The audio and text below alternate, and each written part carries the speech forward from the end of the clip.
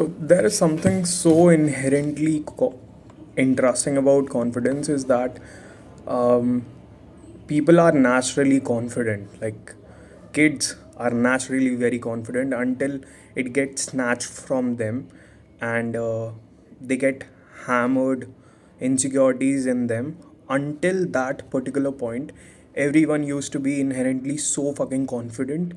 They used to talk to people, strangers, or they used to not get embarrassed in journal. Like kids never get embarrassed for just doing things, and it's not inherently true that they're good at it.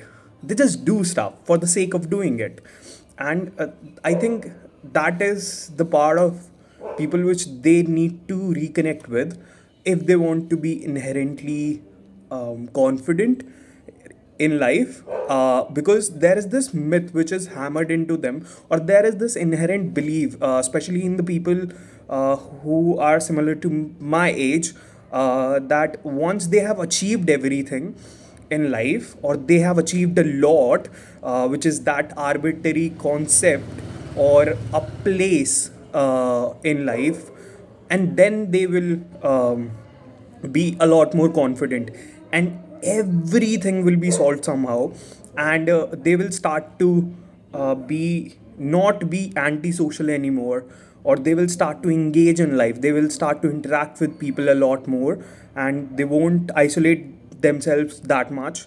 But that's not true. That's a lie. That's a pact which you have made with yourself.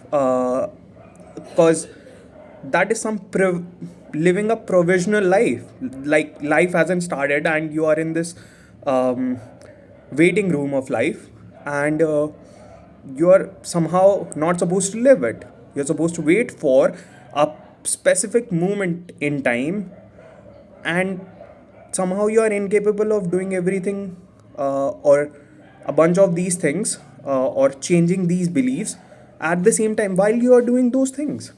And I don't think so that's a really good strategy, specifically because it was not your natural state. It got hammered into you by a lot of factors, but that's how you inherently need can be confident.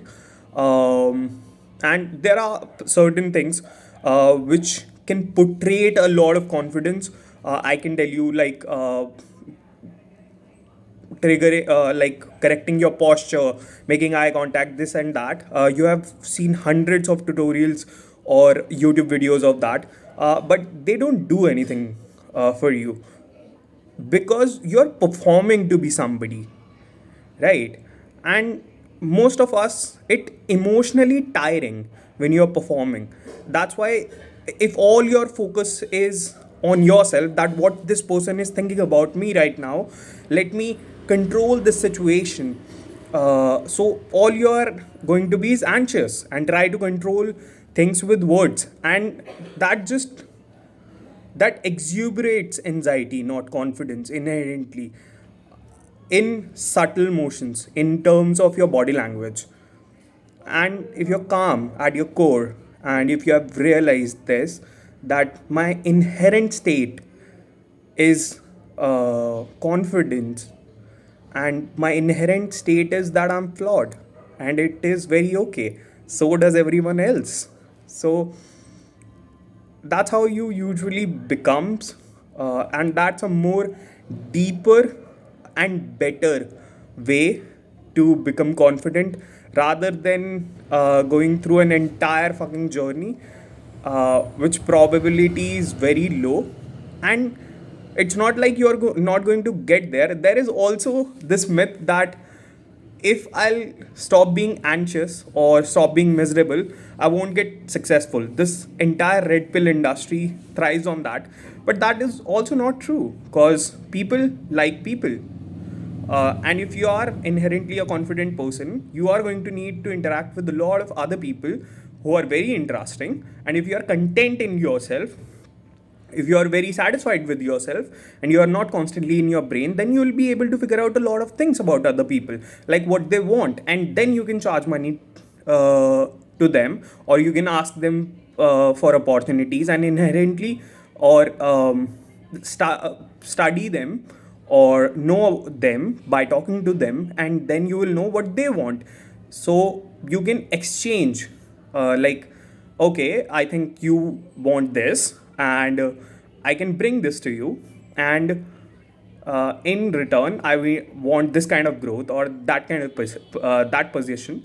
So it puts you in a much better negotiation position as well when you're content. So desperation and money,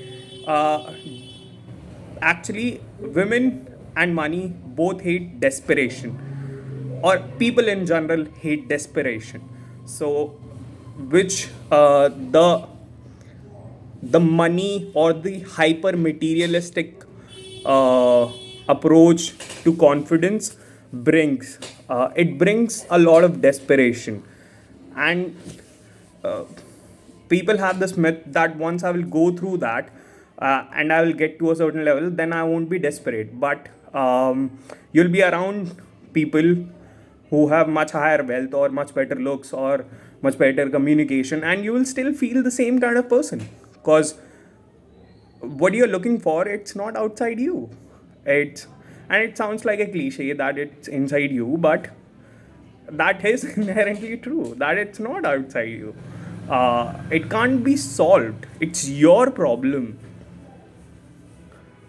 And the only problem is, it's not even a problem, it's a statement which have been told to you, um, by someone else at a very young age.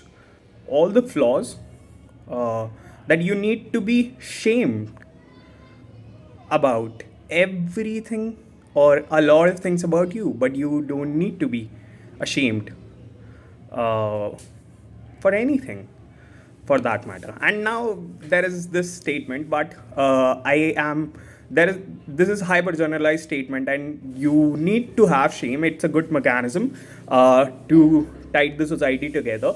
But I am trusting the wisdom of you, the listener, um, to understand what I'm saying and how to apply it in an intelligent manner and make your life better.